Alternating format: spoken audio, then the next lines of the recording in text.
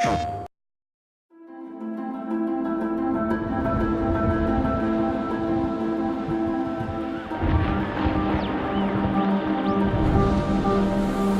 I first heard about the idea of developing a game with such important and so many water locations, it did cause a little bit of panic, to be honest, because these things are traditionally very hard to do in real-time CG.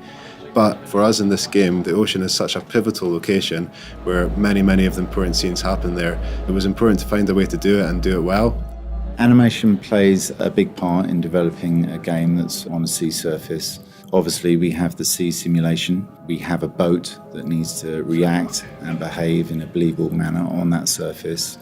And then we have the characters that also need to react. In order to get the characters behaving realistically on the boat, we tried various different techniques of motion capture.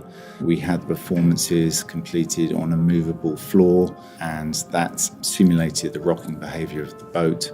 All these different elements, the sea simulation, the boat rocking, and the characters all needed to work cohesively together for any given scene.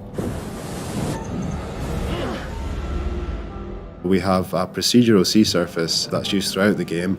It can generate varying levels of storminess, so it can go from calm right up to a raging storm that we see in one of the levels. The system can tell where things are floating in the water and generate foam around them and generate wakes from boats and that kind of thing, so that really helped us. In terms of the underwater, we looked at using volumetric lights and mist to create this illusion that light is actually travelling through the water and diffusing and dispersing as it hits the water, which was quite a difficult effect to achieve. To capture the audio for the dive boat, we rented a small fishing boat, a similar size to the dive boat in the game.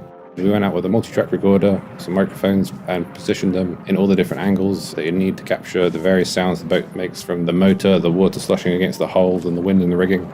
We got lucky actually on the day we went out recording. As soon as we left the safety of the harbour, a squall blew up and the waves got pretty choppy, which was great for the storm in the game. We got plenty of good source material, with the boat lurching and rocking about and creaking and groaning. Brought the audio back from sea, dried them out, and then chopped them up into loops and bits and pieces in a similar way you would with a car game, and then integrated those into quite a complex dynamic audio system that reacted to the movement of the boat and the weather systems and provided us some good results. As the storm encroaches in the game, we ramped up the audio elements of the wind and waves, and the boat engine becomes more dynamic and reactive. This sort of mirrors the emotional state of the characters in the game.